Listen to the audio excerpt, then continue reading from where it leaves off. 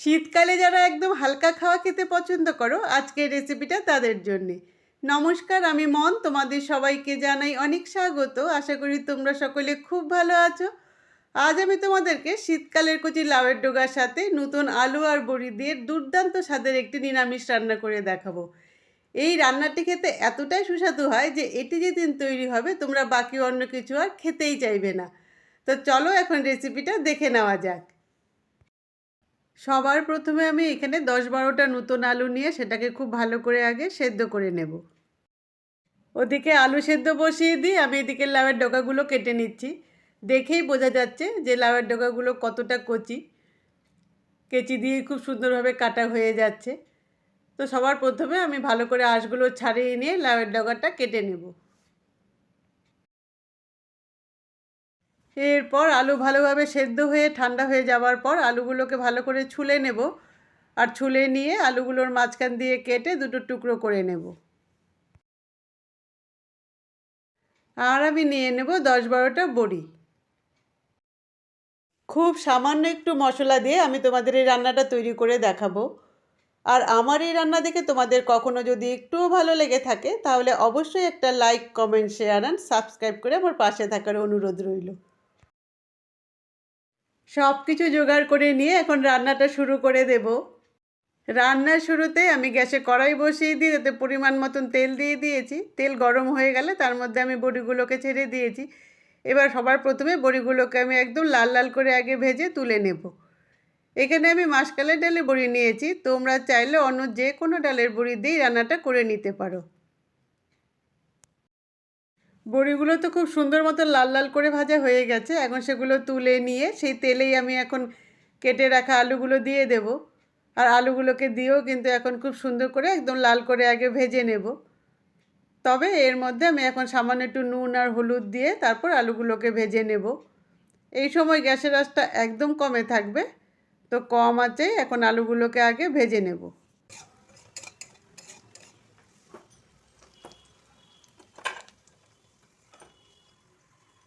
ওদিকে আলু ভাজা হতে হতে আমি এদিকে কিছুটা মশলা বেটে নিয়েছি, সেটা তোমাদের রান্নায় দেওয়ার সময় বলে দিচ্ছি। আলু ভাজা তুলে নিয়ে এরপর আমি কড়াইয়ে আবার তেল দিয়ে দিয়েছি। তেল গরম হয়ে গেলে তার মধ্যে ফোড়ন দিয়ে দিয়েছি একটা শুকনো লঙ্কা আর 1 চামচ জিরে। এবার এই তেলের মধ্যে ফোড়নটাকে খানিকক্ষণ একটু ভেজে নেব। ফোড়নটা কিছুটা ভাজা ভাজা হয়ে গেলে এরপর আমি এর মধ্যে দিয়ে দেব 2-3টে কাঁচা লঙ্কা আর একটা তেজপাতা। আর আমি দিয়ে দেব, আমি এখানে 1 চামচ গোটা জিরে আর 2টো শুকনো লঙ্কা বেটে নিয়েছিলাম, সেই বাটা মশলাটা এখন আমি এর মধ্যে দিয়ে দেব।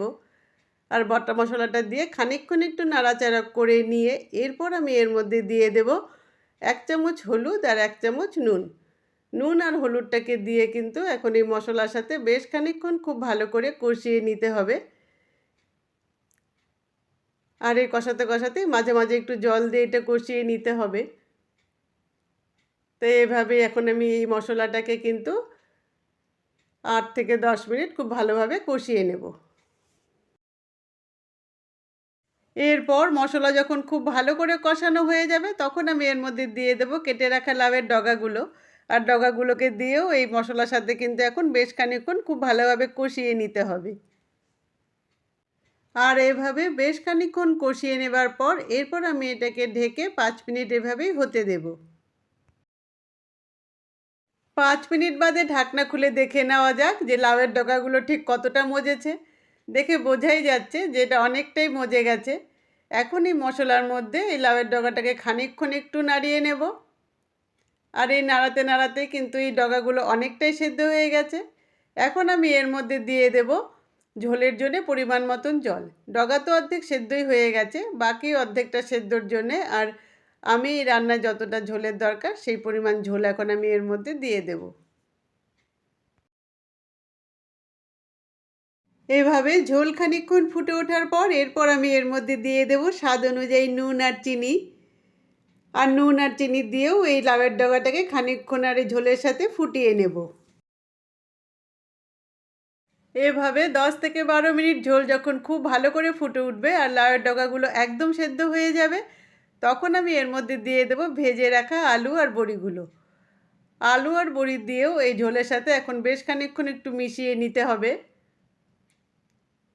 এই রান্নাটা তৈরি করা তো একদম সহজ, কিন্তু খেতে হয় অসাধারণ। আমার রান্না কিন্তু আজ একদম কমপ্লিট। এর থেকে বেশি আর আমি এটাকে শোকাবো না। এখন আমি নামিয়ে গরম গরম পরিবেশন করে দেব। শীতকালের এই লাউয়ের ডোগার সাথে আলু বড়ির ঝোলের এই নিরামিষ সবজি খেতে তো অসাধারণ লাগে। তোমরা এটা অবশ্যই একবার ট্রাই করো। ট্রাই করে কেমন হয় সেটা আমাকে জানিও। আজ আসি, তোমরা সবাই ভালো থেকো, সুস্থ থেকো, আনন্দে থেকো আর স্মাইল উইথ মনের সঙ্গে থেকো। Tata, bye bye.